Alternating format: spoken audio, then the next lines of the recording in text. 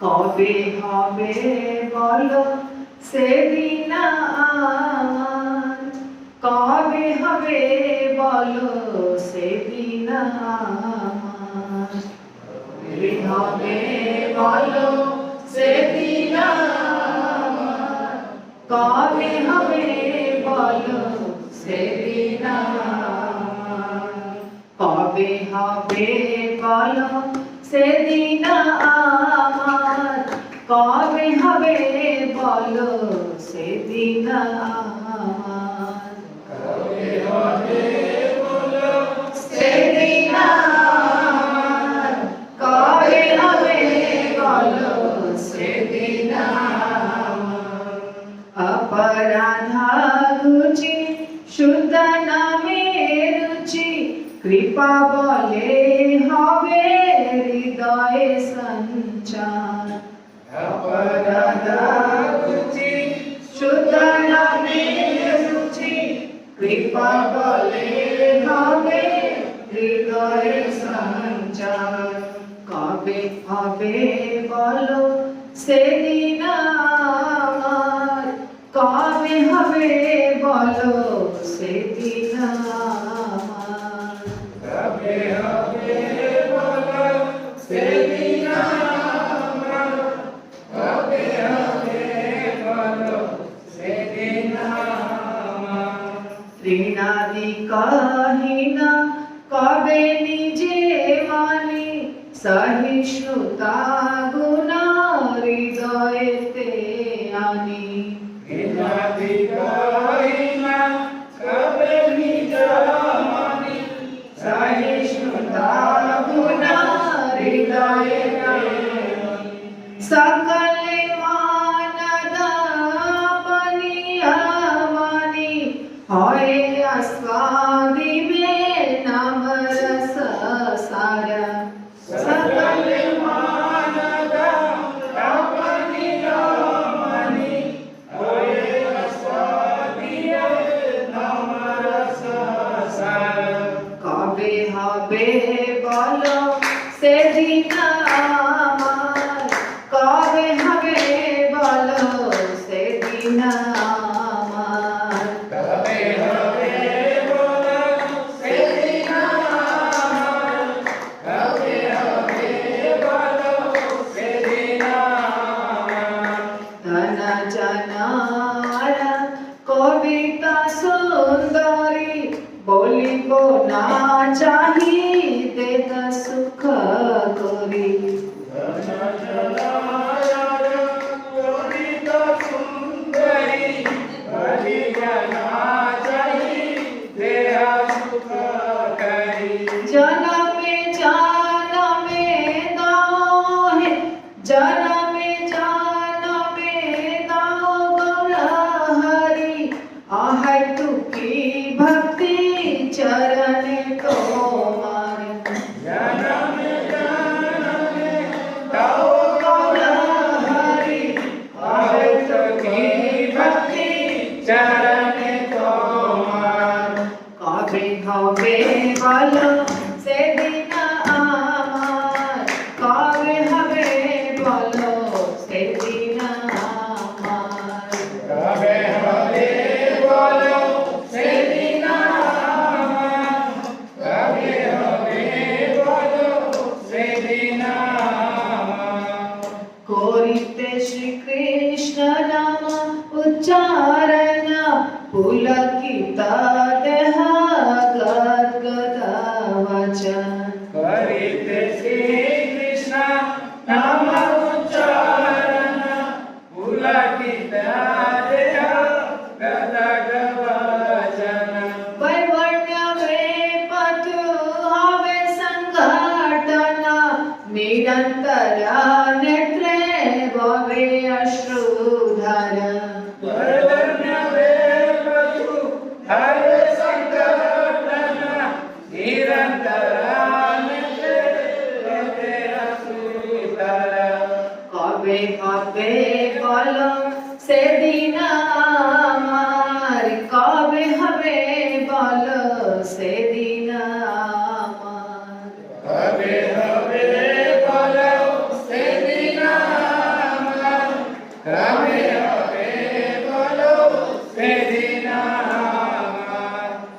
कवे नवद्वीपे सुरधुनी तटे गौर नित्यानंद बोली निष्कपटे कवे नवद्वीपे सुरधुनी तटे गौर नित्यानंद बोली निष्कपटे नाचिया गाइया बेड़ाई बो छूटे बातुलेरा प्राय छाड़िया विचार नाचिया गाइया बेड़ाई बो छूटे बातुलेरा प्राय छाड़िया विचार कबे हबे बोलो से दिन आमार कबे हबे बोलो से दिन आमार कबे हबे बोलो से दिन आमार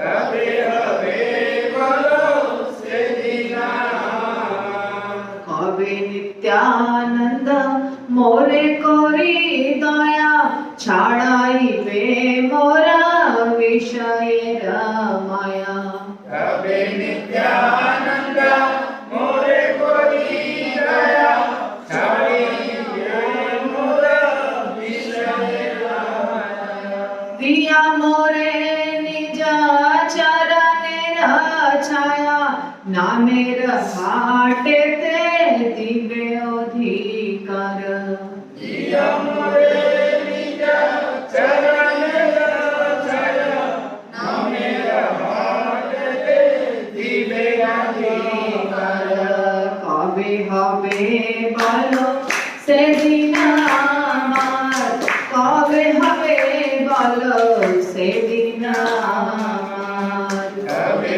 हबे बोलो से दिन आमार कबे हबे बोलो से दिन आमार किमी बोलुटिब हरि नाम रस नाम रसे मति होइब विवश किमी बोलुटिब हरि नाम रस नाम रसे मति होइब विवश रसेर रसिका चरण परस कोरिया मजिब रसे अनिबर रसेर रसिका चरण परस करिया माजिब रसे अनिबर कबे हबे बोलो से दिन आमार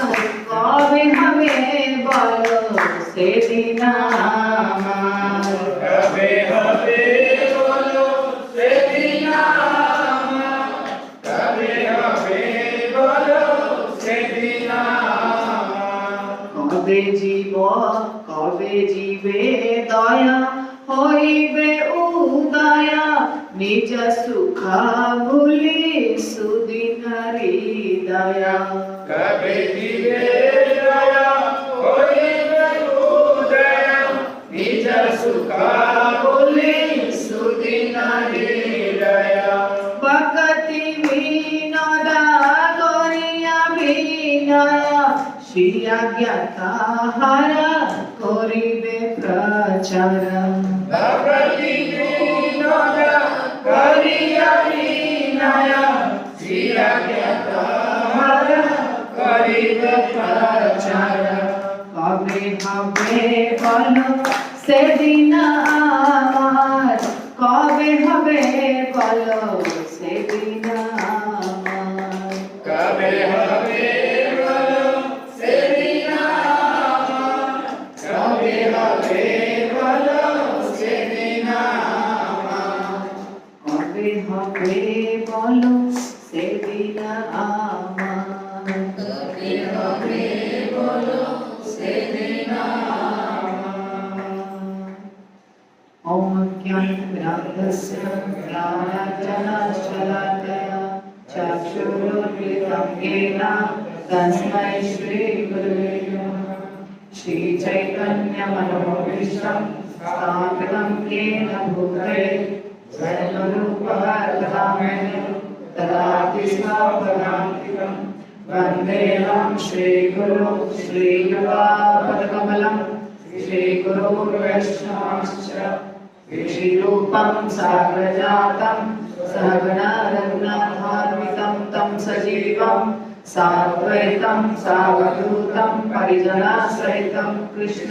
चैतन्य देवं श्रीराधा कृष्ण पादान् सगण ललिता श्रीविशाखान्विताश्च नमः ॐ विष्णुपादाय कृष्णप्रेष्ठाय भूतले श्रीमते भक्तिवेदान्त स्वामिनिधि नामिने नमस्ते सरस्वती देवी गौरवाणी प्रचारिणे निर्विशेष शून्यवादी पाश्चात्य देशकारिणे नमो महापुराणाय कृष्ण प्रेम प्रदायते कृष्णाय कृष्ण चैतन्य नामिने गौरत्रिषे नमः हे कृष्णा करुणा सिंधु दीनबन्धु जगत्पते गोपेश गोपिका कान्त राधा कान्त नमोस्तुते तप्त काञ्चन गौराङ्गी श्रीराधे वृन्दावनेश्वरी वृषभानुसुते देवी प्रणमामि हरिप्रिये वाञ्छाकल्पतरुभ्यश्च कृपा सिन्धुभ्यैव च पतितानां पावनेभ्यो वैष्णवेभ्यो नमो नमः। जय श्री कृष्ण चैतन्य प्रभु नित्यानंद श्री अद्वैत गदाधर शिवासादि गौरभक्तवृंद हरे कृष्णा कृष्णा कृष्णा हरे हरे हरे राम राम राम हरे हरे। भक्ति विनोद ठाकुर का गीत है ये भगवान से हम प्रार्थना कर रहे हैं, उनसे हम लालसामयी प्रार्थना कर रहे हैं। कुछ इच्छा है हमारी, कुछ तड़प है हमारी, हमें कुछ चाहिए। क्या चाहिए? हम कहते हैं ना, ऐसा दिन कब आएगा जो मेरे जीवन में कुछ चाहत होती है ना, धन की, दौलत की, ये सब चाहत होती है भौतिक दुनिया के लोगों के हिसाब से। पर भक्त के हिसाब से क्या होता है, ये भक्ति विनोद ठाकुर समझा रहे हैं कि भक्त की इच्छा कैसे होती है। कबे हबे बोलो से दिन आवर, हमारा वो दिन कब आएगा। क्या? अपराधा रुचि शुद्ध नामे रुचि, बिना अपराध के हम शुद्ध नाम ले पाएंगे। 10 अपराध होते हैं ना, वो अपराध रहित नाम हम ले पाएंगे, शुद्ध नाम हम जप पाएंगे। ऐसा दिन कब आएगा? हाँ, कब रुचि पैदा होगी भगवान के नाम में,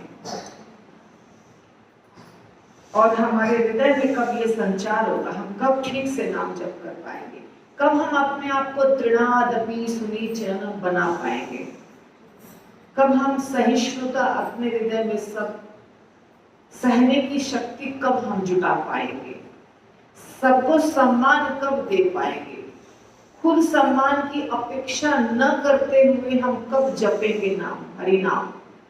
हम हरि नाम अच्छे से कब जप पाते हैं?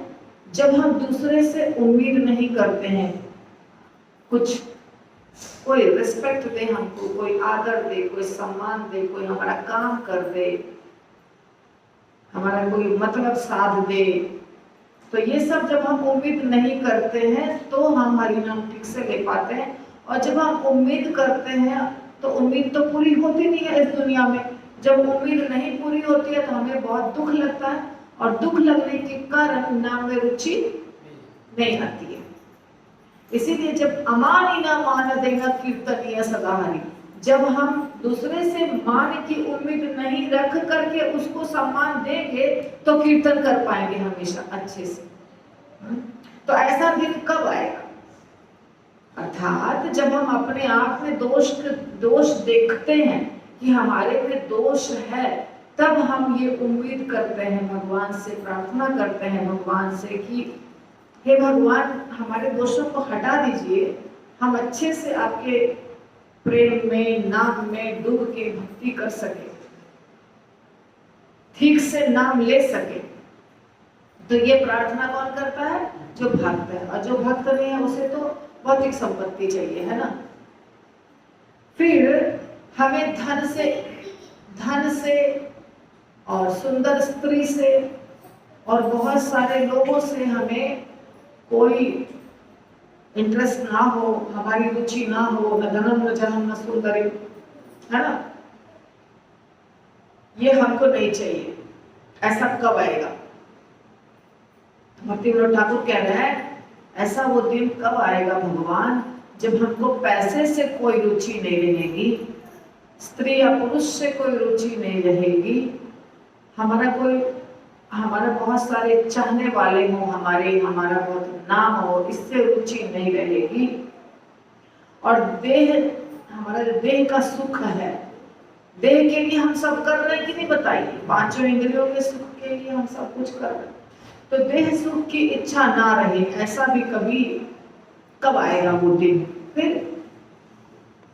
हर जन्म में, हे गौरहरि, हर जन्म में सिर्फ आपकी ही भक्ति करने की इच्छा हो। अहेतुकी भक्ति। अहेतुकी भक्ति का अर्थ होता है ऐसी भक्ति जिसमें कोई हेतु नहीं है। हेतु का मतलब होता है कोई मंदिर जाते हैं ना, तो भक्तगण या जो भक्तगण नहीं है, तो मंदिर जाने का मतलब होता है, पहले हम बचपन में थे तो ये सब जगह हम सुनते थे कि भगवान से क्या मांगना। अगर हम मंदिर गए तो मतलब भगवान से कुछ मांगना ही है। आप देखिए सत्यनारायण भगवान की जो पूजा होती है, उसके बाद जो आरती होती है ना, या गणेश जी की जो पूजा होती है उसके बाद जो आरती होती है, उसमें सुख हरता नहीं, सुख करता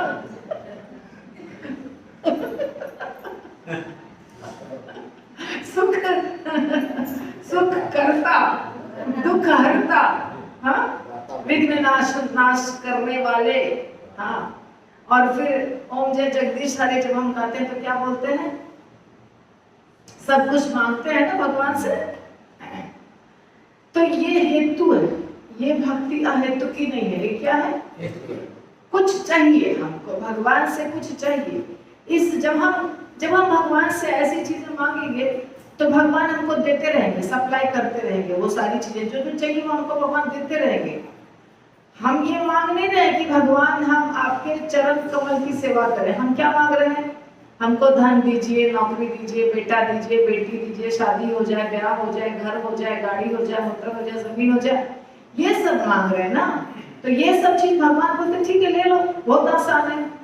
तो ये है भक्ति करते हुए भी, भक्ति तो कर रहे हैं लेकिन हेतु है, अहेतु की भक्ति नहीं है। अहेतु की भक्ति कहते हैं कि जब हम जाते हैं वृंदावन या कहीं धाम जाते हैं, भगवान का दर्शन करते हैं, तो सिर्फ भगवान का दर्शन करना ही हमारा उद्देश्य होना चाहिए। हम भगवान के मंदिर में हाजिरी लगा रहे हैं। हमारा कर्तव्य है कि भगवान के मंदिर में हम जाएं और भगवान को हम अपना चेहरा दिखाएं। आप बात को समझिए, भगवान का दर्शन हम नहीं करते हैं, हम भगवान को चेहरा दिखाते हैं अपना कि हम आए हैं भगवान, हम आए हैं आपके पास, आपके दरवाजे पे सर झुकाने के लिए हम आए हैं, बस यही। उसके बाद हम दर्शन करते हैं। तो इस तरह का जब हम दर्शन करते हैं और उसके बदले कुछ भी नहीं चाहिए, तो उसको कहते हैं अहेतु की भक्ति। तो ये दिन कब आएगा जब हमारे दिमाग में केवल भगवान के सेवा के सिवाय कुछ भी नहीं, केवल भगवान की सेवा ही रहेगी, अहेतु की भक्ति। ये दिन कब आएगा?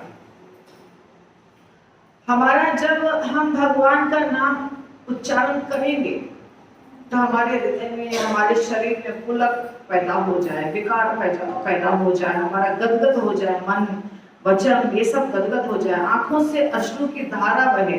ये किसका होता है? जो पूरा भगवान के नाम में डूब जाते हैं। शुरुआत में नए भक्तों का भी होता है पर वो नकली है। और कब हम नवद्वीप धाम में सूरधुनी तट, सूरधुनी गंगा जी का ही नाम है, तो नवद्वीप धाम में गंगा नदी के किनारे हम कब चैतन्य महाप्रभु का नाम लेकर के और नित्यानंद प्रभु का नाम लेकर के दौड़ेंगे, पुकारेंगे भगवान को। क्या पुकारेंगे? भगवान को पुकारेंगे और भगवान के सिवाय हृदय में और कोई चाह नहीं रहेगी। देखिए षट गोस्वामी जो थे, रूप गोस्वामी, सनातन गोस्वामी, आप बात को समझने की कोशिश करिए। भगवान चाहिए ना, भगवत धाम भी चाहिए सबको। यदि भगवत धाम जाना है तो किसको फॉलो करना पड़ेगा? जो भगवत धाम गए हैं। ठीक जैसे किसी को क्रिकेट का खिलाड़ी बनना, वो किसको फॉलो करता है? जो क्रिकेट का खिलाड़ी है। किसी को बिजनेस करना है, किसको फॉलो करता है? जो बिजनेस टाइकून्स हैं, कि हाँ ये बहुत अच्छा बिजनेस कर पा रहा है, किया है जीवन में, तो हमको इसके ही हिसाब से चलना चाहिए, इसके जीवन के बारे में जानना चाहिए। इसी प्रकार भगवत धाम जाना है तो जो भगवत धाम गए हैं उनके रास्ते पे चलना होगा। आप मुझे बताइए, षट गोस्वामी को ऑल्टर में रखते हैं ना फोटो? क्यों रखते हैं? क्यों पूजा करते हैं? क्योंकि उनके ही रास्ते पे चलना है।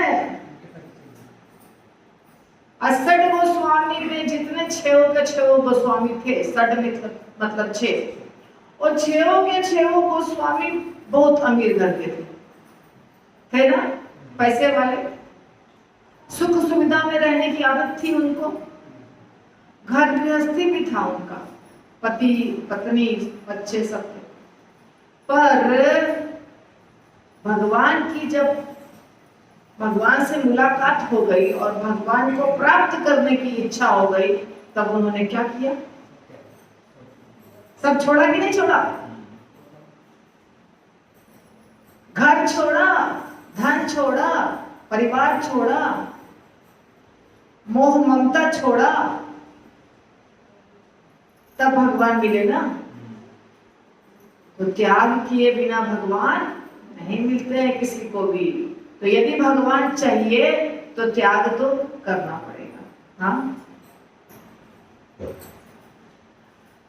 तो कब हम भगवान को पुकारेंगे, कब हम निष्कपट भाव से गौरमिताई को पुकारेंगे, नाचेंगे, गाएंगे, और कब नित्यानंद महाप्रभु हमारे ऊपर कृपा करेंगे और हमारा विषय जो है, ये दुनिया की जो झंझट, ये दुनिया की चीजें हैं, जो जाल जो है, इससे कब हमारा संबंध छुड़ा देंगे, कब हमें विरक्त कर देंगे। विरक्त तो कर देंगे पर इच्छा होनी चाहिए। और अपने चरण कमलों की छाया कब देंगे भगवान हमको? और नाम के बाजार में कब हमको अधिकार देंगे?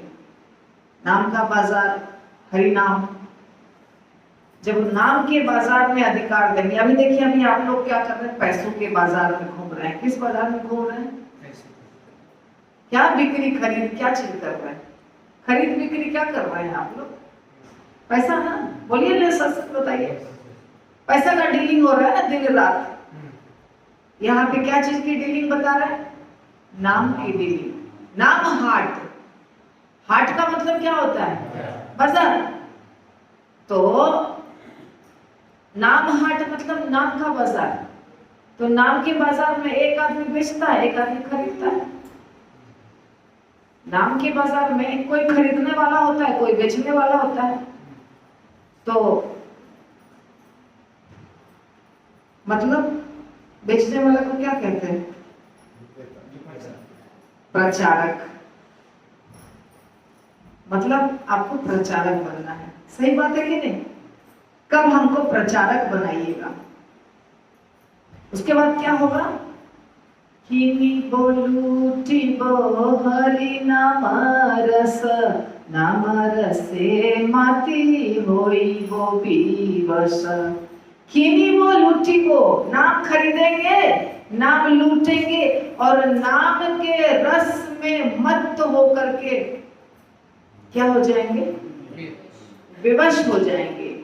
वही वो विवश। जैसे कि शराब पी के व्यक्ति अपने आप को भूल जाता है कि मैं कौन हूं, वैसा नाम का रस पी करके हमको भूलना है कि मैं कौन हूं। क्या बोल रहे हैं? नाम रसे माती, मातना किसको कहते हैं? मात, ये मात गया, मतलब मात गया शब्द समझते हैं? क्या समझते हैं? नहीं, मद मत होकर चल रहा है, सुना है ये शब्द? नशे में डूबा हुआ है, मत है मतलब नशे में डूबा हुआ है, आप समझे? मत है। इसी तरह यहाँ पे नाम में मत है, नाम में मत हो गया, मतलब जैसे शराब पी करके व्यक्ति डूब जाता है शराब के नशे में, वैसे हरि नाम के नशे में डूबना है, हरि नाम के नशे में। और हरि नाम के नशे में डूबते हैं लोग, जो शुद्ध भक्त हैं वो हरि नाम के नशे में डूबते हैं, सच में डूबते हैं, ये बोल रहे हैं। और उसके बाद क्या कहते हैं? रसिका चरण परसा कोरिया माजी बरसे अनिवर। रस के जो रसिक हैं, वृंदावन के जो रसिक आचार्य हैं, उनके चरण कमलों का स्पर्श कब कर पाएंगे हम? कब हम डूबेंगे उसमें? तो भक्तिविनोद ठाकुर कहते हैं, और आगे और कहते हैं, देखिए एक एक शब्द अनमोल रतन है, सीखने वाली चीज है ये भजन, ऐसे ही नहीं लिखा गया, एक एक शब्द सीखना है। ये पूरे जो भागवतम है उसका एसेंस है, एसेंस सार है, मक्खन है, मक्खन। कभी जीवे दया हुई वे उदय, जीवों के प्रति दया हमारे हृदय में कब उत्पन्न होगी? और अपने सुख को कब भूलेंगे? हर समय अपना सुख, अपना सुख, अपना सुख, अपना सुख नहीं, सारे जीवों के कल्याण के लिए हम कब कुछ करेंगे? इस तरह से। और क्या कहते हैं? भगति विनोद कोरिया विनय श्री अज्ञाता हर कोरी बे प्रचार। आज्ञा दीजिए, हम प्रार्थना कर रहे हैं और आपके आज्ञा के बल पे हम प्रचार करेंगे। ये जो इसमें भक्ति विनोद ठाकुर ने कितनी चीजें कह दी, बहुत सारी चीजें कह दी। एक प्रचारक को कैसा बनना चाहिए, नाम रस कैसे मिलेगा, नाम जप कैसे ठीक से करेंगे, भक्ति में कैसे डूबेंगे, प्रचार कैसे करेंगे, शुद्ध भक्त कैसे बनेंगे, ये सब कुछ इसके अंदर है कि नहीं? बोलिए। बहुत लेट हो गया। नारायणं नमस्कृत्य नरं चैव नरोत्तमं देवीं सरस्वतीं व्यासं ततो जयमुदीरये। नष्टप्रायेषु भद्रेषु नित्यं भागवत्सेवे। भगवतीतमश्लोके भक्तिर्भवति नश्चिति। कृष्णाय वासुदेवाय देवकी नंदनाय च नंदगोपकुमाराय गोविन्दाय नमो नमः। जय श्री कृष्ण चैतन्य प्रभु नित्यानंद श्री अद्वैत गदाधर शिवासादि गौर भक्तवृंद। हरे कृष्णा कृष्णा कृष्णा हरे हरे, हरे राम राम राम हरे हरे, हरे कृष्णा कृष्णा कृष्णा हरे हरे, हरे राम राम राम हरे हरे, हरे कृष्णा कृष्णा कृष्णा हरे हरे, हरे राम राम। श्रीमद् भागवतम कैंटो 3 अध्याय 7 और श्लोक 7। नाम है विदुर जी द्वारा प्रश्न, अन्य प्रश्न।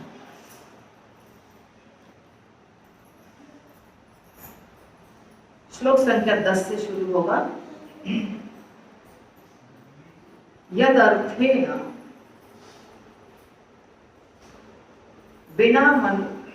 बिना मुष्य पुंस आत्म विपर्यय प्रतीयत उपद्रष्ट स्वशिर छेदन आदि कहा। श्रील प्रभुपाद की जय। जीव अपनी आत्म पहचान के विषय में संकट में रहता है, उसके पास वास्तविक पृष्ठभूमि नहीं होती। ठीक उसी तरह जैसे स्वप्न देखने वाला व्यक्ति यह देखे कि उसका सिर काट लिया गया है।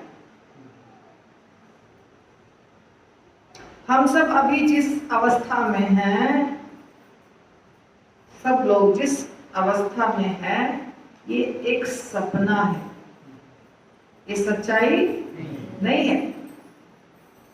जैसे सपने में देखते हैं बाघ आया, शेर आया, डर जाते हैं, है ना, नींद में। फिर नींद खुलती है तो लगता है ये सब तो झूठ था, तो फिर डर समाप्त हो जाता है। वैसे ही ये जो दुनिया है, इस दुनिया में जो हम जन्म लिए हैं और जो रिश्ता नाता जिसके बंधन में बंधे हुए हैं, ये सब सपना है, झूठ है, या तो क्षणिक बोल सकते हैं। परम सत्य क्या है कि आप आत्मा है और भगवान की संतान है। तो जीव जो है वो स्वप्न को ही सच मान लेता है, झूठ में जीता है, स्वप्न को ही सच मान लेता है। तो एक बार पाठशाला में एक शिक्षक ने अपने शिष्य को धमकाया कि वह उसका सिर काटकर दीवार पर टांग देगा। हाँ, और जिससे तुम खुद बच्चे कर रहे हैं, तुम्हारा सिर काट के दीवार पर टांग देंगे, फिर तुमको समझ में आएगा कि क्या होता है शैतानी करना। अब जब सिर काट के टांग ही देंगे तो वो देखेगा क्या, वो तो खत्म हो जाएगा। सच बात है कि नहीं? पर बच्चा तो डर गया कि मेरा सच में सिर काट के टांग देंगे गुरु महाराज, तो उसके बाद बदमाशी करना बंद कर दिया डर के मारे।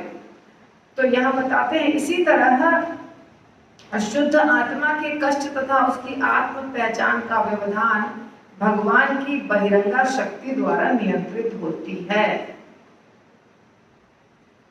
हम लोग सब, हमको कंट्रोल करने वाली भगवान की कौन शक्ति है? बहिरंगा शक्ति। बहिरंगा शक्ति स्ट्रिक्ट है, वो माता जो है छूट नहीं देती हैं ज्यादा,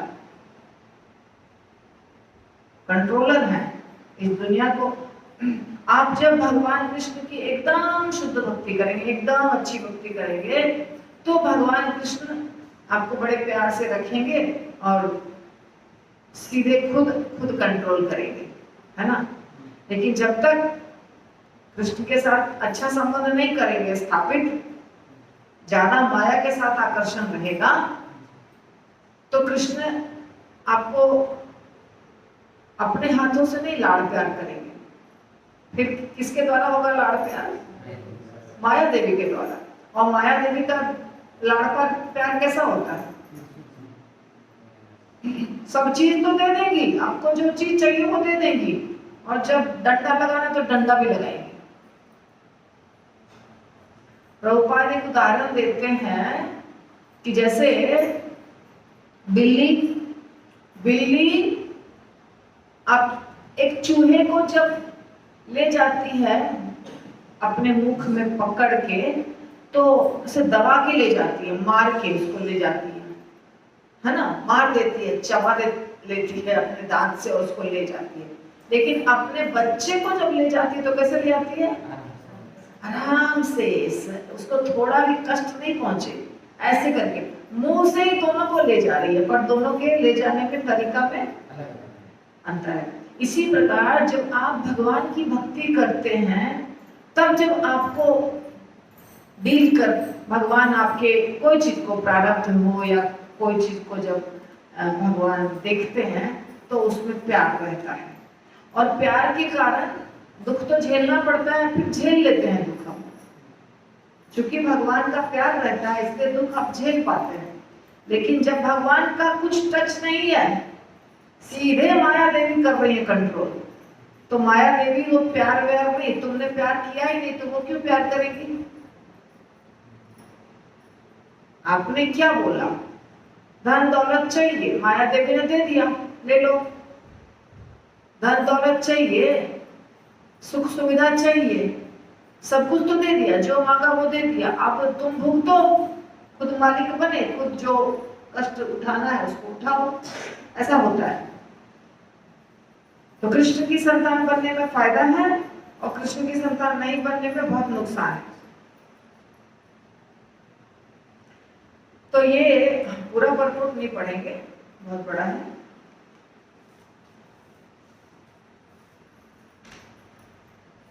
जिस तरह जल में प्रतिबिंबित चंद्रमा जल के गुण से संबद्ध होने के कारण देखने वाले को हिलता प्रतीत होता है, उसी तरह पदार्थ से संबद्ध आत्मा पदार्थ के समान प्रतीत होता है। एक बहुत बड़ा क्वेश्चन हमेशा दिमाग में उठता है सबके कि भगवान कहते हैं या आप कहते हैं या शास्त्र कहता है कि आप शरीर नहीं है, क्या है? आत्मा। और आत्मा को तो कोई कष्ट होता नहीं है, होना नहीं चाहिए। आत्मा क्या है? सच्चिदानंद। फिर आत्मा को तो कष्ट हो रहा है, उसको बांध करके रख दिए, तो कष्ट क्यों हो रहा है? दिमाग में कष्ट उठ रहा है आप लोगों के? उठता है क्या? क्या उत्तर है इसका?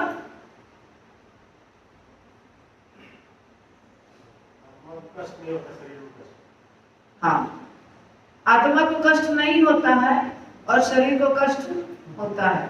फिर भगवान ने आपको इस शरीर में बांधा क्यों? मेरा प्रश्न है, बताइए। लेकिन शरीर को क्या कष्ट होता है? आप देखते हैं मुर्दा को जलाते तो कहाँ कष्ट होता है? आत्मा को ही कष्ट होता है। शरीर तो बहुत ही, इनका तो और कॉम्प्लिकेटेड है क्वेश्चन, अब आंसर दो। सही बात है, आपके पास दो चीज है, एक है आत्मा और एक है शरीर। किसको कष्ट हो रहा है? आत्मा को कष्ट हो रहा है कि शरीर को कष्ट हो रहा है?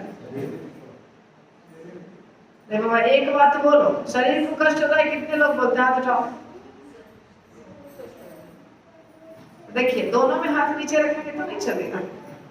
आत्मा को कष्ट हो रहा है, ऐसा कितने लोग मानते हैं? हाथ उठाइए। 5-6। और शरीर को कष्ट हो रहा है, ऐसा कितने लोग मानते हैं? हाथ उठाइए। और कुछ लोग किसी में नहीं हाथ उठाए, बहुत होशियार। आत्मा है सच्चिदानंद, ये आप जानते हैं, सब लोग जानते हैं कि आत्मा क्या है। तो आत्मा को कष्ट होना चाहिए? नहीं होना चाहिए, बिल्कुल नहीं होना चाहिए आत्मा को कष्ट। अब मेरा प्रश्न है, एक व्यक्ति जन्म लिया है टाटा बिरला अंबानी के घर में, और एक व्यक्ति जन्म लिया है सांप के शरीर में, एक आत्मा सांप के शरीर में या मनुष्य के शरीर में भी रोड पर अनाथ, और एक है अंबानी के घर का पोता, मुकेश अंबानी का बेटा। अभी आप मुझे बताइए, कौन कष्ट में है और कौन मजे में है?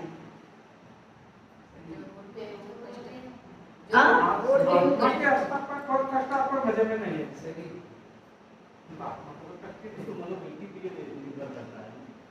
आत्मा के स्तर पर आत्मा उसके शरीर के अंदर है कि नहीं है? उसके शरीर के अंदर आत्मा है कि नहीं है? पहला मुझे बताइए, है ना? शरीर से संबंधित आत्मा हम अपने आप को शरीर मान लिए हैं। अभी हम आपको साक्षी मर्डर केस की तरह ठक ठक ठक ठक ठक ठक ठक छुरे से मार देंगे, आपको कष्ट होगा कि नहीं होगा? ये बताइए, कष्ट होगा कि नहीं होगा? शरीर को होगा,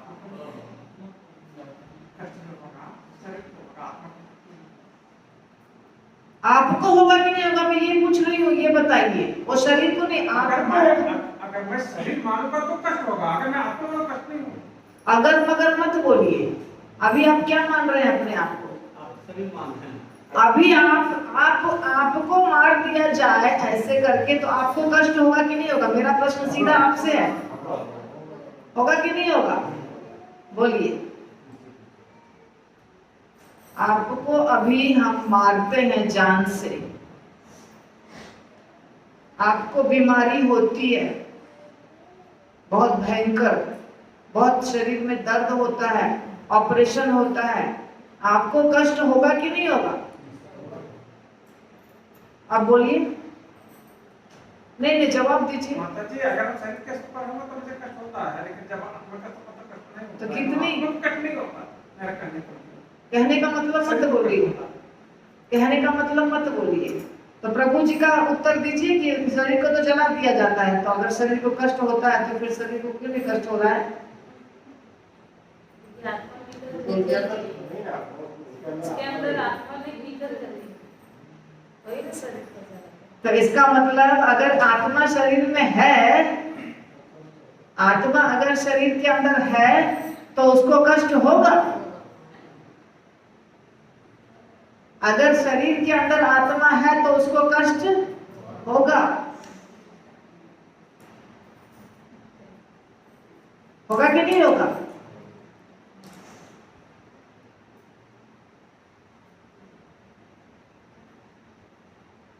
किसको कहते हैं आत्मा के स्तर पर होना?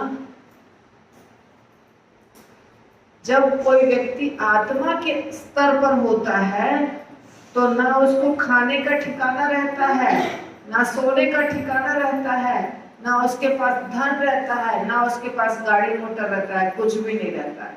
तभी भी वो क्या रहता है? खुश।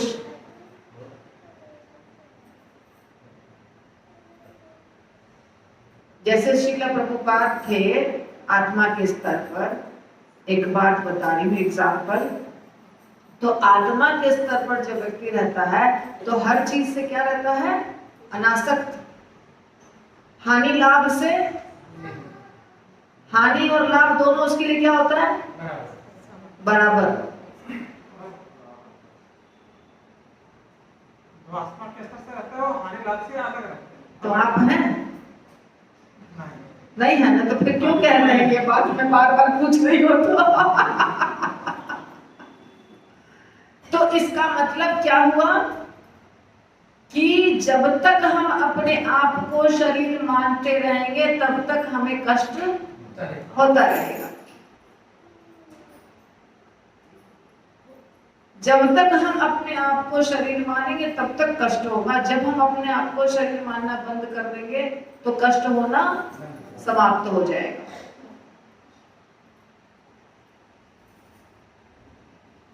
अगर हम कहते हैं कि हम आत्मा के स्तर पर हैं, अगर हम कहते हैं कि हम आत्मा के स्तर पर हैं, तो हमारे सारे लक्षण होने चाहिए आत्मा के स्तर वाला। केवल बोलने से तो नहीं होगा ना, हो जाएगा? हानि लाभ बोले तो फट से समझ में आ गया। हमारा नुकसान होता है तो हमको दर्द होता है। हमारा अभी 10 रुपया का नुकसान हो गया तो हमको 10 रुपया के नुकसान से भी दर्द हो जाता है, होता है कि नहीं? इसका मतलब हम 100% शरीर के स्तर पर हैं। नहीं तो हमारा 10 रुपया नुकसान होने से क्या, 10 लाख नुकसान होने से भी हमको तकलीफ नहीं होगी। 10 लाख के नुकसान से भी तकलीफ नहीं होनी चाहिए, पर 10 रुपया का नुकसान से अगर तकलीफ हो रही है मतलब भयंकर स्तर पे है, थोड़ा बहुत नहीं, पूरी तरह से शरीर के ही स्तर पर जी रहे हैं। और इसीलिए जो आत्मा शरीर के स्तर पे है उसको शरीर के हर तकलीफ का अनुभव होता है और वो दर्द में रहता है।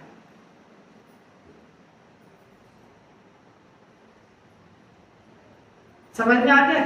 टेस्ट करना हो तो कैसे आराम से टेस्ट कर सकते हैं? हम शरीर के स्तर पर हैं कि आत्मा के स्तर पर हैं, कैसे चेक करिएगा? हानि लाभ दोनों अगर बराबर हो, हानि और लाभ दोनों बराबर हो, मान अपमान दोनों बराबर हो, सुख दुख दोनों बराबर हो, सर्दी गर्मी दोनों बराबर हो, तब आप किस स्तर पे हैं? अगर ये बराबर नहीं है तो शरीर के स्तर। मान अपमान, प्रभुपाद ने कहा है ना, प्रभुपाद ने कहा है कि प्रभुपाद ने, भगवान ने, सबने कहा है कि द्वंद से ऊपर उठो।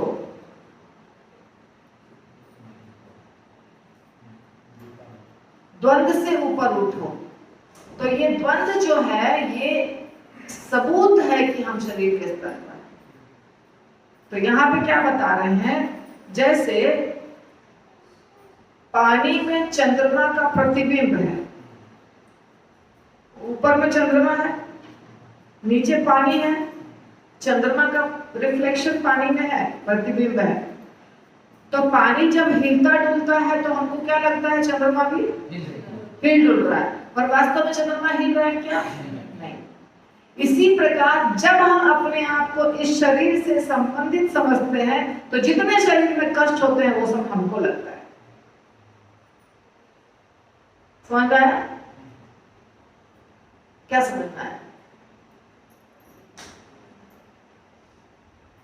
पानी में चंद्रमा है कि नहीं है? नहीं है। चंद्रमा कहाँ है? आकाश में।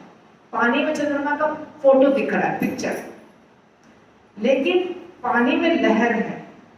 पानी क्या हो रहा है? हिल डुल रहा है। तो जब पानी हिलता डुलता है तो चंद्रमा भी दिखता है हमको कि हिल डुल रहा है, वास्तव में तो चंद्रमा हिल नहीं रहा है।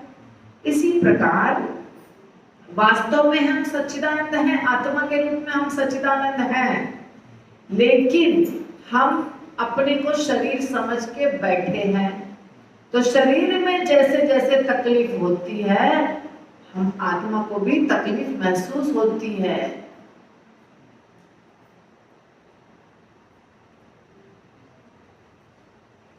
क्योंकि जैसे छाया को चंद्रमा मान लिए, चंद्रमा के छाया को चंद्रमा मान लिए और परेशान हो रहे हैं कि चंद्रमा हिल रहा है, डुल रहा है, कट रहा है, छट रहा है, वैसे ही शरीर को आत्मा मान लिए और इसीलिए क्या हो रहा है?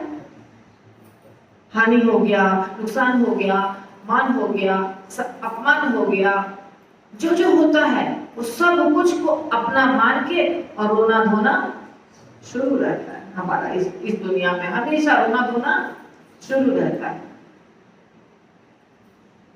कि नहीं? अभी मुझे एक बात बताइए, आप बहुत खुश हैं, पार्टी मना रहे हैं, आप बहुत खुश हैं, पार्टी मना रहे हैं, आपके घर में बहुत चीज चल रहा है, एकदम अच्छा अच्छा, तबीयत भी ठीक है, अभी एक थाली परोस दिए तो पूरी, गुलाब जामुन, पुलाव सब खा लेंगे, इतनी भूख भी है। और अचानक एक फोन आता है आपको कि आपके घर में किसी की मृत्यु हो गई, या तो एक्सीडेंट हो गया, या तो आपका बिजनेस में भयंकर नुकसान हो गया 50 लाख का। अब आप खाएंगे? भरपेट खा सकते हैं? चेहरे पर जो मुस्कुराहट थी वो रहेगी? गायब हो गया, सब कुछ गायब हो गया। अभी आप मुझे बताइए, भूख तो शरीर को लगी थी, अब भूख क्यों गायब हो गई? मन तो बहुत खुश था, अभी मन खुश क्यों नहीं है? क्योंकि इस दुनिया के किसी कोने में जो हरकत हो रही है, जो कार्य हो रहा है, उस कार्य से अपने आप को हमने जोड़ के रखा है। तो वहां जो भी नुकसान और फायदा हो रहा है, उसी से हमारी भूख भी मिट रही है और बढ़ रही है, हमारा मन भी सुखी और दुखी हो रहा है।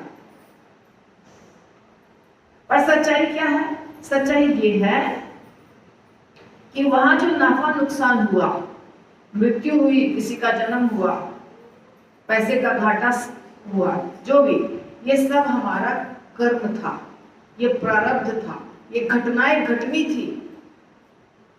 इसमें वो आत्मा जो है, वो जीवात्मा जो है, बगल वाला, रिश्ते नाते वाला, उसका भी कर्म है जुड़ा हुआ।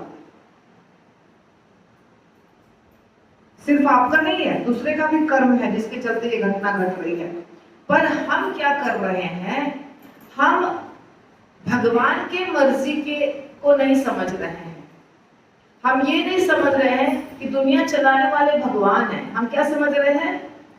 ऐसे होना चाहिए। हमने दिमाग में सेट कर लिया है कि 6 महीना में हमारे पास 50 लाख आना चाहिए, बेटी की शादी होनी चाहिए, बेटा डॉक्टर बनना चाहिए। हमने ये सब सोच लिया, अज्यूम कर लिया है कि ऐसे ऐसे ऐसे ऐसे दुनिया में चीजें चलनी चाहिए। और जब वैसे नहीं चलती है, अचानक हमको मैसेज आता है कि ये हो गया, तो हम बहुत दुखी हो जाते हैं। पर दुनिया हमारे हिसाब से तो चलेगी नहीं, चलेगी। दुनिया में कोई भी चीज हमारे हिसाब से नहीं होगा। हमारे हिसाब से एक ही चीज होता है, क्या? नया कर्म। हम सिर्फ कर्म बना सकते हैं अपना। आपको कंट्रोल सिर्फ इतने एक ही चीज के ऊपर है, क्या? अपने कर्म के ऊपर। बाकी किसी चीज पे आपका कंट्रोल नहीं है। बात समझे? क्या चीज पे कंट्रोल है हमारा? सब लोग बोलो, जवाब दो। आपका कंट्रोल किस चीज पे है? आपके खुद के कर्म के ऊपर है कि नहीं? बोलो, है कि नहीं? जवाब दीजिए। आपको मंदिर जाना है कि नहीं? आपको सोचना है। आपको पढ़ाई करनी है कि नहीं? आपको सोचना है। आपको स्वास्थ्य अच्छा करने वाला हेल्दी खाना खाना है, हेल्दी प्रसादम लेना है कि कचरा खाना है, आपके ऊपर है। आपको मधुर बोलना है, मीठा बोलना है, या लड़ाई झगड़ा करके बोलना है, आपके ऊपर है। तो ये सारी चीजें आपके हाथ में है। सच बात है कि झूठ बात है? इसके बाद कोई चीज आपके हाथ में नहीं, क्योंकि दुनिया चलाने वाले आप नहीं हैं, दुनिया चलाने वाला कोई और है। इसीलिए दुनिया में जितनी घटनाएं घट रही हैं, किसी घटना के ऊपर हमारा कंट्रोल नहीं है। और अगर इस गलत फहमी में है कि हम कंट्रोल कर लेंगे, तो बार बार दुख होगा, बार बार तकलीफ होगी। एक बार नहीं, बार बार होगी तकलीफ। क्यों? क्योंकि ईश्वर तो भगवान है, कंट्रोलर तो भगवान है, हम कंट्रोलर नहीं है। तो सिर्फ एक चीज को कंट्रोल करिए, वो क्या? अपने मन को, शरीर को, वचन को, कर्म को। आपका खुद का जितना चीज है वो सब कंट्रोल कर लीजिए, पर बाहर के किसी चीज को कंट्रोल करने की कोशिश मत करिए, रिजल्ट नहीं होगा अच्छा।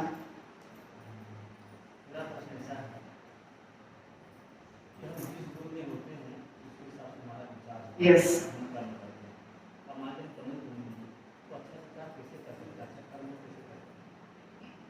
बस हो गया प्रश्न। प्रभु जी का बहुत अच्छा प्रश्न है, और ये सत्य भी है कि हम जिस गुण में रहते हैं उस गुण के अनुसार कर्म करते हैं, है ना? हमसे गुण ही कार्य करवाता है वास्तव में। भगवान ने कहा ना अर्जुन को कि तुम जिस गुण में हो उसके, या कोई भी व्यक्ति जिस गुण में है उसके आधार पर कार्य होता है। कर्ता अहम इति मन्यते। हम खुद को कर्ता नहीं मानते हैं, हम कर रहे हैं, लेकिन अब समझेंगे इस बात को। प्रश्न जो है, आप लोगों को समझ में आ गया प्रश्न? कि हम जिस गुण में है वैसा विचार होगा हमारा, तो वैसा ही कर्म भी होगा। तो हम अच्छा कर्म कैसे करेंगे? तो हम जिस भी गुण में है, देखिए इसीलिए भगवान ने 4 वर्ण और 4 आश्रम बनाए थे, क्योंकि अलग अलग प्रकार के लोग हैं, ब्राह्मण, क्षत्रिय, वैश्य और शूद्र। क्यों भगवान ने कहा कि शूद्रों को ऊपर के 3 जाति जो है उसकी सेवा करती है? क्यों कहा भगवान ने? क्योंकि जो शूद्र होते हैं उनके अंदर ना वैसी सफाई की आदत रहती है, साफ सुथरा रहने की, ना उतना दिमाग तेज रहता है कि बहुत अच्छा शास्त्रों का अध्ययन कर पाए और समझ पाए। तो ना शिक्षा रहती है, ना बुद्धि रहती है, ना व्यवहार रहता है। तो वो जब उन लोगों की सेवा करेगा जो वैष्णव हैं, जो क्षत्रिय हैं, तो अपने आप उसकी उन्नति हो जाएगी। हाँ, समझे क्या? आपका नौकर है एक घर में, और नौकर को तो बुद्धि नहीं है थोड़ी भी कोई चीज करने की, समझने की, कोई चीज की, लेकिन आपके घर में रहने के कारण वो खाता भी है अच्छा, कपड़े भी अच्छा पहनता है, सोने की जगह भी अच्छी है, क्योंकि आपका दास है, आप तो देंगे ही उसको सब कुछ अच्छा। तो इसी प्रकार बुद्धि भी लोगों की अलग अलग मोड या गुण में होता है, सबकी बुद्धि एक जैसी नहीं होती। अब चाहे हम तमोगुण में हो, चाहे हम रजोगुण में हो, चाहे हम सतोगुण में हो, हम मंदिर तो जा ही सकते हैं। मंदिर जाने के लिए मना है क्या? बताइए कि तमोगुणी व्यक्ति को मंदिर आना मना है, ऐसा है मना? हर व्यक्ति को मंदिर जाना अलाउड है।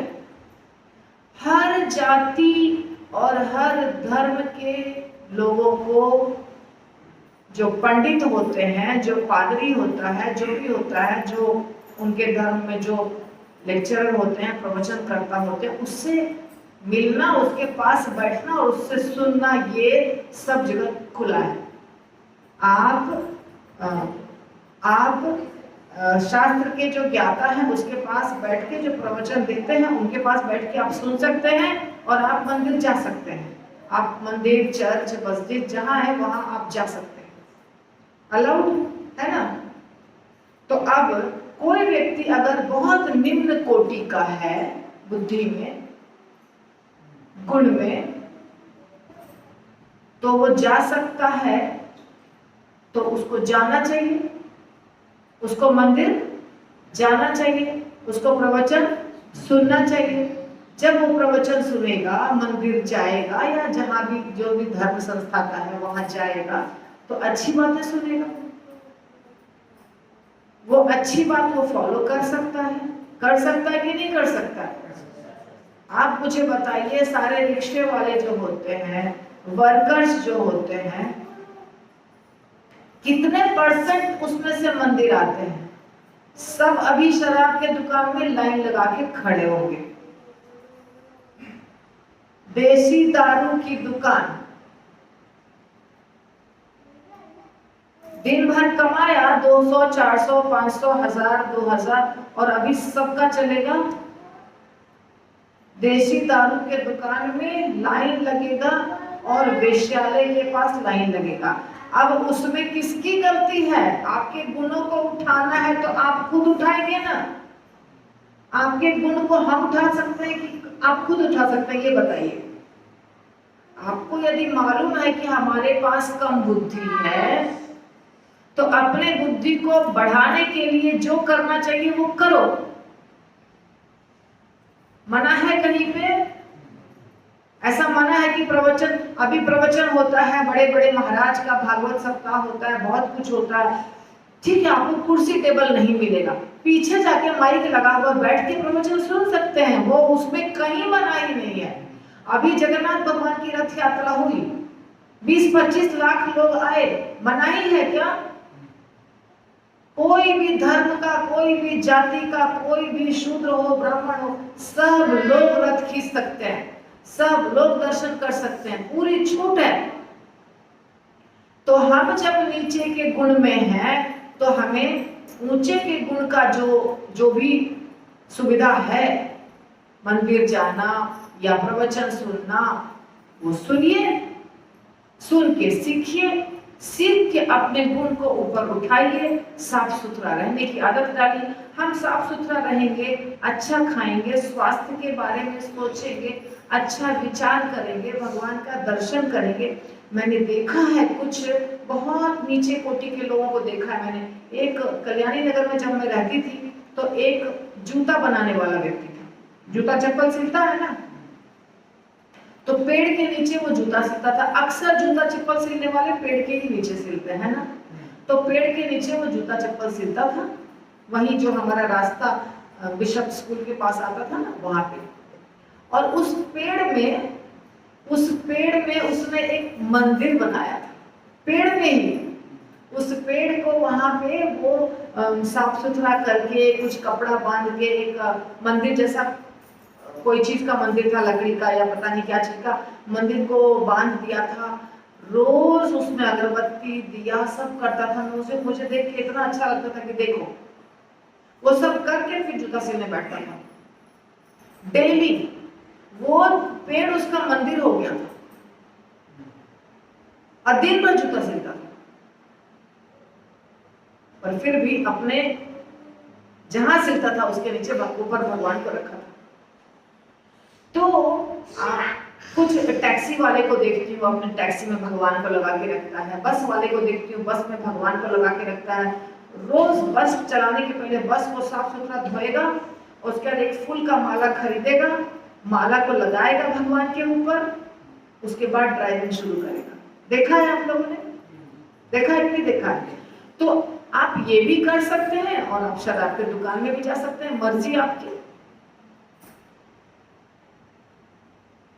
अच्छा आगे बढ़ना है जीवन में, तो जीवन में आगे बढ़ने का रास्ता सबके लिए खुला है, सबके लिए खुला है, किसी के लिए मना नहीं है। ये बहाना है कि लोग बोलते हैं हम नीची जाति के हैं, हमको शेड्यूल कास्ट शेड्यूल ट्राइब्स बोल करके हमारा अपमान होता है। शेड्यूल कास्ट और शेड्यूल ट्राइब्स बोल करके अपमान नहीं होता है। सरकार तो आपको छूट दे ही रही है, सब जगह नौकरी चाकरी दे ही रही है, बल्कि ऊंची जाति वाले को कहीं नहीं नौकरी है, सब नीची जाति वाले को नौकरी है, पहली बात। और दूसरी बात, कौन सा प्रवचन है या कौन सा किताब है जो आपके लिए, आप भगवत गीता खरीदेंगे तो आपको स्टॉल वाले भगवत गीता नहीं देंगे, आप रामायण खरीदेंगे तो आपको रामायण नहीं देंगे, बताइए। आप हरे कृष्णा महामंत्र का जप करेंगे तो आपको छीन लिया जाएगा माला आपके हाथ से, क्या कुछ ऐसा होगा?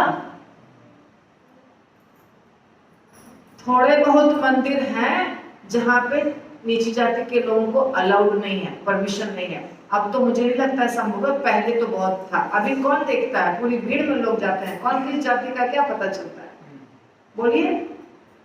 तो ये सब बहाना है।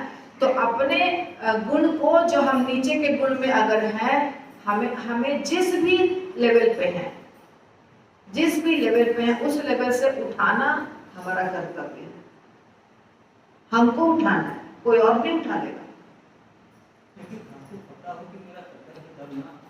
क्यों नहीं पता है? पता ये अच्छा, इसकी जानकारी कहाँ है? सुनिए, हमें क्या करना चाहिए और क्या नहीं करना चाहिए, इसकी जानकारी कहाँ है बताइए? कहाँ है? जोर से बोलो, कहाँ है इसकी जानकारी? शास्त्रों में और गुरु। तो वही तो मैं बता रही हूँ कि मानने के लिए बनाई है। मानता ही नहीं शास्त्र को, हम नहीं मानते, हम गुरु को भी नहीं मानते, तो उसका उद्धार कैसे, वो अच्छा कार्य कैसे करता है? अभी जो के इधर हो रहा है, सबको है, एक से महान भक्त हैं, विष्णु जी हैं, विष्णु पितामह हैं, भगवान स्वयं कृष्ण हैं, इसके बाद उसकी मति किसकी? देखिए, जिस आदमी को नीचे ही रहना है, जिसको पसंद है कि नीचे ही हम रहें, उसको दूसरा आदमी जो ऊंचा है, मतलब समझिए और अच्छे से समझाइए। मान लीजिए कोई बुद्धि के लेवल पे गड्ढे में गिरा हुआ है, एकदम नीचे गिरा हुआ है ना, कुएं में है, खाई में है, बुद्धि के स्तर पर वो एकदम नीचे है, तो उसको पता नहीं होता है कि हम नीचे हैं। किसको पता होता है? जो ऊंचाई पे है। अभी कोई ऐसा भी आदमी होता है ना जो रेलवे ट्रैक पर जाके सो जाता है, हमको कटना है, हमको मरना है, आत्महत्या कर लेता है, आत्मदाह कर लेता है, लटक जाता है पंखे के नीचे, तो उसको क्या कहिएगा? मूर्ख है ना। तो वो अपने आप नहीं उठ पाएगा, वो बहुत ही ज्यादा नीचे है, तो उसको उठाने के लिए आपको प्रयास करना पड़ेगा। किसको? जो साधु महात्मा है, उनका कर्तव्य है उनको उठाना, उनका कर्तव्य है। तो आप लोग प्रचारक बन जाइए, उठाइए। सच बात है कि नहीं? इसीलिए कहते हैं ना कि जो वैष्णव होते हैं वो जीवे दया। उनको पता नहीं है, लेकिन हमको पता है कि वो गड्ढे में गिर रहा है। और जिनको थोड़ा सा होश है, जिनको थोड़ा थोड़ा होश है, वो भी कई बार और नीचे जाते हैं। सब मालूम होने के बावजूद भी बद्धता है कि वो नहीं कर पाते हैं। तो उतना तो उसको समझना पड़ेगा खुद ही कि हम ये कार्य करेंगे तो परिणाम बुरा होगा, हमको ऐसा कार्य नहीं करना है। इंद्रियों को वश में करना, भोग विलास नहीं करना, ये आसान काम नहीं है, बहुत कठिन काम है ना? ये आसान नहीं है। इसको करते करते बहुत जन्म लग जाते हैं। देखिए, शरीर जब हम त्यागेंगे, हम जिस दिन भी शरीर त्यागेंगे, सुन लीजिए ध्यान से, उस दिन तो हर चीज हमारी छूटनी ही है। छूटनी है कि नहीं छूटनी है? सब चीज, बेटा हो, बेटी हो, धन हो, दौलत हो, गाड़ी हो, मोटर हो, घर हो, बंगला हो, रिश्ते हो, नाते हो, आपका क्वालिफिकेशन हो, सर्टिफिकेट हो, सब कुछ छूटनी है। किस दिन? जिस दिन शरीर आप त्यागेंगे। अब कितने दिनों के बाद हम शरीर त्यागेंगे, ये भी अंदाज हमको है कि नहीं है? मैक्सिमम जिएंगे 100 साल और मिनिमम कुछ भी हो सकता है। तो आपकी उम्र अगर अभी 25 है, 30 है, 50 है, जो भी है, तो जोड़ लीजिए और कितना साल बचा है। ठीक, अब इधर उधर ध्यान मत दीजिए, नहीं तो जो बोल रही हूँ वो समझ में नहीं आएगा। तो मेरी उम्र मान लीजिए 50 है, तो हम अब 30 साल जिएंगे करीब। एक एग्जाम्पल दे रही हूँ, अगर मेरी उम्र 50 है तो हम 30 साल जिएंगे। आपकी उम्र 30 है तो आप 50 साल जिएंगे। तो अब ये 50 साल या 30 साल जो बचा है, मर्जी है अपने आप त्यागते जाए चीजों को, और मर्जी है एक दिन एक झटके में भगवान सब छीन लेंगे। तो क्या ज्यादा अच्छा है? ज्यादा अच्छा क्या है? खुद छोड़ते जाओ, खुद छोड़ना शुरू करो। एक एक चीज, एक एक चीज, एक एक चीज, एक बार में सब नहीं छूटेगा, पर धीरे धीरे धीरे धीरे धीरे धीरे छोड़ना शुरू करेंगे तो लास्ट में तकलीफ नहीं होगी। जैसे अभी चातुर्मास है, चातुर्मास में कल से शुरू हो गया, तो इसमें है कि साग मत खाइए ये महीना, है ना? पालक, मेथी सब नहीं खाना है, फिर दही नहीं खाना है, फिर दूध नहीं खाना है, फिर उड़द दाल नहीं खाना है, ऐसे अलग अलग है। इसके साथ साथ बहुत लोग एक बार खाते हैं, धाम यात्रा करना है, गंगा यमुना स्नान करना है, दान दक्षिणा देना है। तो ये हो गया 4 महीने के लिए, पर हमेशा के लिए हमको जीवन के जो हमारे पास चीजें हैं, जितनी चीजें हैं, आप सबसे जुड़े हुए हैं ना? कैसे जुड़े हुए बताइए, कैसे जुड़े हुए हैं? जैसे फेविकोल कैसे चिपक जाता है, एकदम छोड़ता ही नहीं है, वैसे फेविकोल की तरह चिपके हुए हैं। किन चीजों से? सीधा सीधा बात नहीं बोलूंगी, ये मेरा घर है। किसका घर है? मेरा घर, सदा के लिए। ये मेरा बेटा है, सदा के लिए, है ना? ये जो चिपक गए हैं ना, उससे छूटने में बहुत तकलीफ होगी। इसलिए वो मेरा मेरा मेरा जो है ना, उसको धीरे धीरे छोड़िए, धीरे धीरे छोड़िए। शास्त्र बताता है, भागवतम बताता है कि नारियल होता है ना, नारियल जो ब्राउन कलर का नारियल होता है, जो पका हुआ नारियल होता है, जो आप चटनी के लिए मंगाते हैं मार्केट से, तो आप उसको चाकू से निकालते हैं, निकालते हैं, निकालते हैं, बहुत मुश्किल से निकलता है और फिर बाद में पीसते हैं मिक्सी में। तो क्योंकि वो नारियल उससे क्या है, पूरा चिपका हुआ है। लेकिन एक नारियल होता है सूखा हुआ, उसको ऐसे करेंगे टक टक टक टक टक टक टक टक करेगा, फोड़ेंगे, अंदर में पूरा का पूरा गोला उससे छूटा हुआ है। सेम नारियल है, शुरू में क्या था, पकड़ा हुआ, चिपका हुआ, और बाद में क्या हो गया, सूख करके छोड़ दिया। तो जब अलग हो गया तो उसको निकालना कितना आसान हुआ, एक बार मारा निकल गया। और जब चिपका है तो चाकू से निकाल रहे हैं, निकाल रहे हैं, निकाल रहे हैं, निकलता ही नहीं। वैसे ही इस दुनिया की जो चीज है, जिनसे हम चिपके हुए हैं बहुत जबरदस्त तरीके से, अपने आप दिल से अलग होना शुरू कर दीजिएगा जब हर चीज से, तो लास्ट में जब मृत्यु होगी, अगर हमारी मृत्यु कहीं हो जाती है, हम वृंदावन में हैं, हरिद्वार में हैं, हम गांव में, हम ट्रेन पर, हम प्लेन पर, हम कहीं पर भी हैं, वहां मृत्यु हो सकती है कि नहीं हो सकती है? कि हम घर में रहेंगे और बेटे खड़े रहेंगे, बहू खड़ी रहेगी, उसके सामने मृत्यु होगी, ऐसा होता है क्या? कहीं भी हो सकती है, भूकंप में हो सकती है, पानी में डूब के हो सकती है, भगवान न करे पर बता रहे। तो वैसी स्थिति में जब हमारी मृत्यु होगी कहीं भी अचानक, तो आप तो किसी को बोल भी नहीं पाएगा, ये चाबी है, ये पेपर है, घर का डॉक्यूमेंट है, ले लो, यहाँ पर ये फ्लैट है, यहाँ पर ये जमीन है, यहाँ पर गहना रखा है, कुछ बोल पाइएगा? नहीं बोल पाइएगा। मन में दर्द होगा, अरे बाप रे, कुछ बता नहीं पाया, अभी मेरा बेटा क्या करेगा, उसको सब लोग ठग लेंगे, मेरा बेटा बहुत सीधा साधा है, अरे हम तो उसको समझा नहीं पाए। ये तकलीफ में शरीर त्याग देंगे,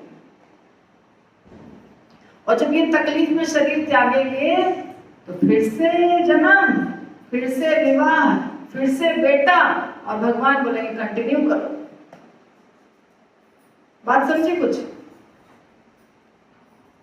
और अगर पहले से सब कुछ धीरे धीरे करके छोड़ते गए, सुपुर्द करते गए, और खुद बन गए सदगोस्वामी की तरह, कौपीन और कंठीधारी और लाठी लेके चल दिए, तब छोड़ते समय कोई तकलीफ होगी? कुछ है ही नहीं तो ताला चाबी भी लगाने की जरूरत नहीं है, छोड़ना क्या, सब छोड़ चुके हैं। तो ये हमें प्रैक्टिस करना है क्या, हर चीज छोड़ने की, तो आसानी से शरीर त्यागेंगे।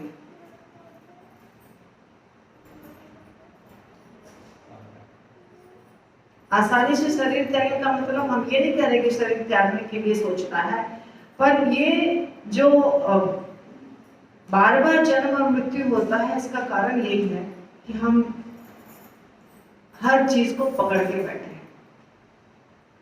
जब छोड़ेंगे तो शरीर त्यागते समय मन एकदम प्रसन्न रहेगा और भगवान की तरफ रहेगा, बहुत अच्छा। तो फिर अगला जन्म क्यों होगा बताइए? आपको जब घर गृहस्थी से मतलब ही नहीं है, तो फिर से आप घर गृहस्थी क्यों, भगवान आपको घर गृहस्थी बसाने देंगे ही नहीं।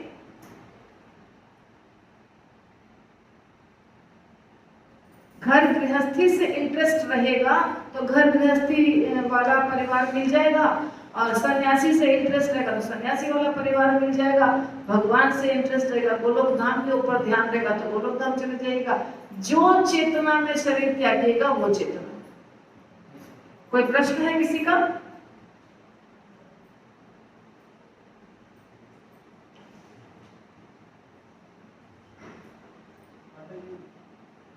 ये सारे जीव जो है,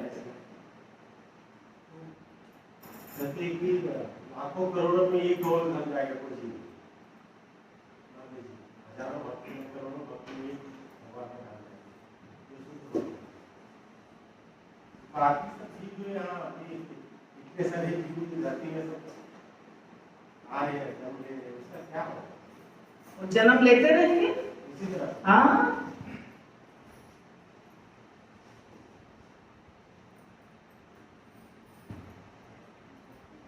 करोड़ों करोड़ों जीव आते हैं, इतने सारे जीव हैं, उसका फिर कभी उसका उदाहरण अगर प्रचार करेंगे तब उसका उद्धार नहीं होगा, नहीं होगा उद्धार। उद्धार उसी का होता है जो चाहता है हमारा उद्धार हो। जो उद्धार अपना चाहेगा उसका उद्धार होगा, जो नहीं चाहेगा उसका उद्धार नहीं होगा। इसीलिए कहा गया है ना कि हम ब्रह्मांडे भ्रमिते कोनो भाग्यवान जीव, गुरु कृष्ण कृपा पाए भक्ति लता बीज। बहुत सारे जीव भटक रहे हैं, भटक रहे हैं, अनेकों ब्रह्मांड है उसमें भटक रहे हैं। और सिर्फ गोलोक धाम ही नहीं है, बहुत सारे अलग अलग प्रकार के धाम हैं। तो जिसको जहां जाना है वहां जाएगा। कोई देवी देवता के पास जाएगा, कोई पितर लोक जाएगा, कोई शिव जी के लोक जाएगा, कोई वैकुंठ लोक जाएगा, कोई गोलोक जाएगा, कोई रामचंद्र जी के लोक जाएगा। जिसको जहां जाने से इंटरेस्ट है वहां जाएगा, और जिसको कहीं भी जाने से इंटरेस्ट नहीं, यहीं पर रहने की इच्छा, वो यही रहेगा।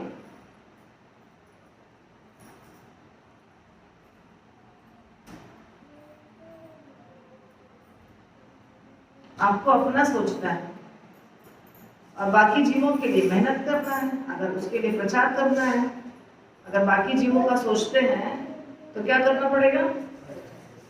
प्रचार करना पड़ेगा, उनको समझाना पड़ेगा कि आप ये करो, ये सही रास्ता है।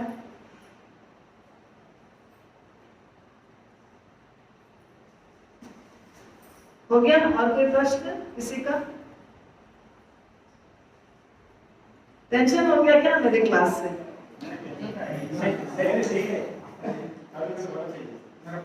हाँ हाँ, प्रश्न आ गया।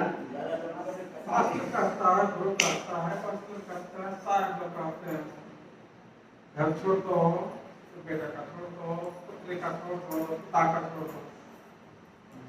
अगर सब कुछ छोड़ दो तो ये सारे जगत का कहाँ चल रहे?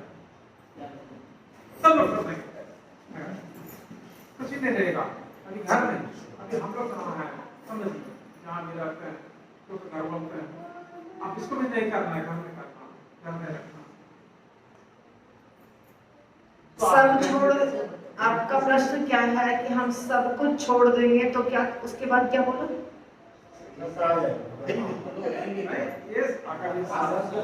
एक सिर्फ उनको बोलने दीजिए। हाँ हाँ, अब प्रश्न बोलिए। जैसे आप बोलते हैं हम घर छोड़ देते हैं, अगर भक्ति करना सच बात है, ये दिखता है कि अगर भक्ति करना सब कुछ छोड़ना। हाँ हाँ बोलिए। छोड़ने का उम्र दिया हुआ है ना, आपको क्या क्या करना है, डिवाइड करना है उम्र के हिसाब से। आप प्रश्न पूछिए ना। का बढ़ना है, संसार जो आसन दिए चार आसन। नहीं, प्रश्न पूछिए, वो सब मत बताइए, खाली प्रश्न पूछिए। चार आसन दिए हैं, तो चारों आसन का अलग समय दिया है। बोलने दीजिए, जल्दी बोलिए, जल्दी बोलिए। ब्रह्मचर्य में इतने सालों तक है, गृहस्थ में इतने सालों तक है, वानप्रस्थ आसन है। तो जो घर छोड़ने की स्थिति होती है, जो भी स्थिति होती है, वो तो 50 साल के बाद होता है। बोलिए, आगे बोलिए। गृहस्थ आश्रम में रहते हुए, हाँ बोलिए। नहीं, उनकी बात मैं नहीं कर रहा हूँ। आप बोलिए ना, आगे बोलिए, आगे प्रश्न क्या है ये बोलिए। प्रश्न बोलिए, प्रश्न, अपना प्रश्न बोलिए। तो हमें क्या बिल्कुल छोड़ देना चाहिए।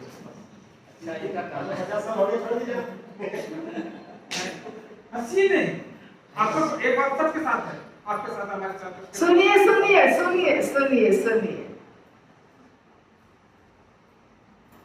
छोड़ने का मतलब क्या है वो समझिए।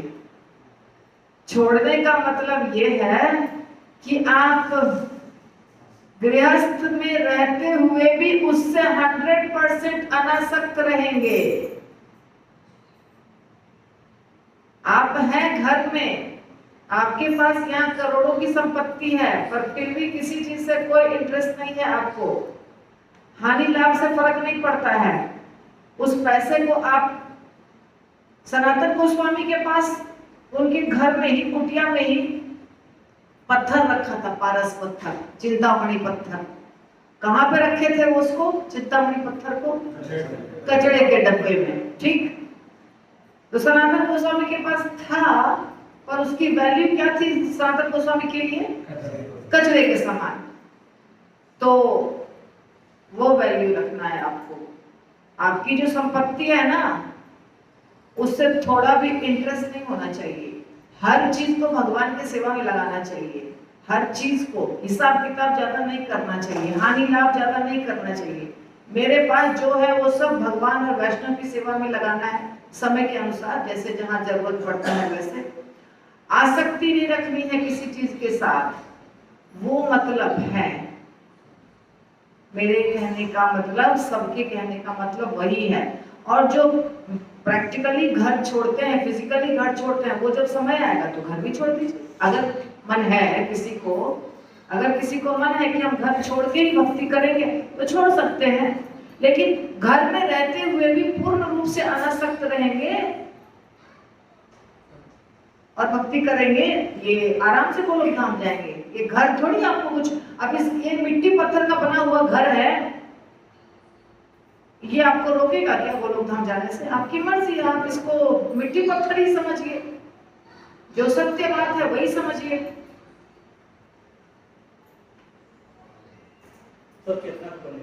हमारी चेतना, बाकी दुनिया को छोड़ दीजिए, अब मुझे देख लीजिए ना, सिर्फ आप लोगों की सेवा के चलते मैं रह रही हूँ ना, सबको छोड़ छाड़ के यहाँ पे, बाकी को छोड़िए ना, बाकी कौन क्या कर रहा है। अभी ये देखिए, अकेले रहना कितना मुश्किल काम है, आपको पता है ना। किस लिए रह रही हूँ? गुरु की आज्ञा और सेवा, भगवान की सेवा, गुरु की आज्ञा, आप लोग की सेवा, इसके लिए कष्ट उठाना पड़ता है तो भी। तुम्हारा सेवाय दुख होय जतो सेव तो परम सुख। आपकी सेवा के लिए जो भी दुख है वो क्या है? परम सुख है, बहुत संतुष्टि मिलती है। तो ये भाव रखिए ना। 50 साल के बाद हम छोड़ देंगे, 50 साल के बाद वानप्रस्थ होता है, ये बहुत नीचे लेवल का है। 4 वर्णाश्रम धर्म और 4 पुरुषार्थ, ये शुद्ध भक्ति नहीं है। शुद्ध भक्ति के लिए 50-25 कुछ नहीं है, जन्म लेते ही छोड़ दो घर। ध्रुव महाराज किस उम्र में घर छोड़े थे? नारद मुनि किस उम्र में छोड़े थे? घर छोड़ने की कोई उम्र नहीं है, और घर छोड़ के सन्यासी बन के वहां भी जाकर के गलत काम करना शुरू कर सकते हैं।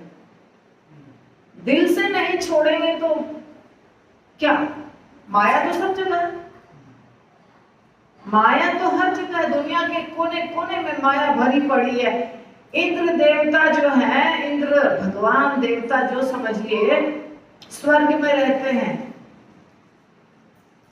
100 अश्वमेध यज्ञ करने के बाद किसी को इंद्र का पद मिलता है, कम से कम 100 अश्वमेध यज्ञ। फलाना आदमी इंद्र तो बनता नहीं है, पर इंद्र पद पे जाने के बाद भी उनको इतना ज्यादा आसक्ति है इंद्र पद से कि कोई अगर यज्ञ करा तो डर लगता है कि मेरा सिंहासन ले लेगा। यह आसक्ति, ये आसक्ति छोड़ना है आपको। हम 1000 रुपए की साड़ी पहने या 10,000 की साड़ी पहने, हमको इससे आसक्ति नहीं होनी चाहिए। आप बात समझे? हम सोना के प्लेट में खाएं या पत्तल में खाएं, हमको इससे आसक्ति नहीं होनी चाहिए। इंपॉर्टेंट बात ये है, एक मेरे घर की मेंबर थी, गुजर गई, बहुत पुरानी बात है ये। बूढ़ी थी, पूरा जीवन उन्होंने कंजूसी कर करके पैसा जमा किया था। मृत्यु के समय मृत्यु के समय मतलब मैं वही थी, मेरे सामने शरीर त्यागा उन्होंने। तो इतना उस पैसे के लिए आसक्ति था, मैं देखती थी उनको, उस पैसे के लिए बहुत आसक्ति था उनको। अच्छे घर की थी, हमारे फैमिली मेंबर, लेकिन बेटा से नहीं बनता था, पति से नहीं बनता था, वो सब छोड़ दो कहानी। कितना पैसा जमा किया था पता है आपको? 1200 रुपया। नहीं नहीं, मैं ससुराल की बात है। तो 1200 रुपया मात्र जमा किया था उन्होंने। उनकी प्रॉपर्टी देखोगी तो वो अभी उनकी प्रॉपर्टी जो है वो है कम से कम 5 करोड़ की, जो उनके बेटे के पास है।